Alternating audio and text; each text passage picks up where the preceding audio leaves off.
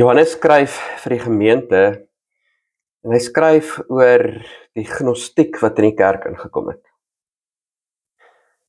En dan sê hy spesifiek vir die vaders. En ons kan hierby inlees die moeders in die gemeente. Ek skryf vir julle omdat julle Jesus ken wat van die begin af daar was. Ek het vir julle geskryf omdat julle Jesus ken wat van die begin af daar was. Hy herhaal dit 2 verse uit mekaar uit. Julle is die ouers, julle behoort julle kinders reg groot te maak. Julle behoort julle kinders voor te berei om nie te val vir dwaalleer nie, om nie te val vir dwaasheid nie. Julle ken vir Jesus en julle weet hy was van die begin af daar. Hy is God, hy is ware God en hy het ware mens geword. En julle vaders en moeders behoort julle kinders groot te maak om Jesus te ken. Behoort julle kinders groot te maak om in die lig te lewe. Behoort julle kinders groot te maak om te sê, het gaan nie net oor, gaan my siel hemel toe as ek dood gaan nie. Het gaan oor lewe ek soos Jesus wil hê. Dis julle hoofrol, dis julle hoofdoel as ouers. Doen ons dit. Onthou ons dit. Is dit waarmee ek en jy as vader en moeder besig is? Weet my kinders dat ek Jesus ken?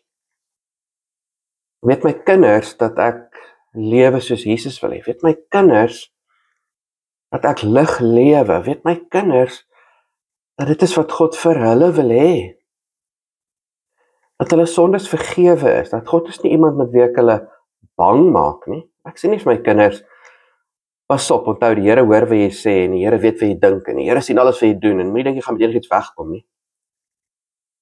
Maar dat God liefde is. Dat God 'n pa is. Wat trots is op sy kinders. Leer ek my kinders dat God saam met hulle is en sê, my kind, ek het jou lief en ek het my wêreld lief. Kom ek en jy verander die wêreld. Wat leer ons kinders? Wat is my en jou grootste prioriteite? Waarom is ek en jy elke dag met ons kinders besig? Wat hoor, wat sien, wat leer my kinders by my? Here God, dankie dat U vir ons kinders gegee het. Dankie dat U vir ons U kinders leen vir 'n kort tydjie. Sodat ons vir U kinders kan leer wie U is. Dat ons vir U kinders kan wys wie U is.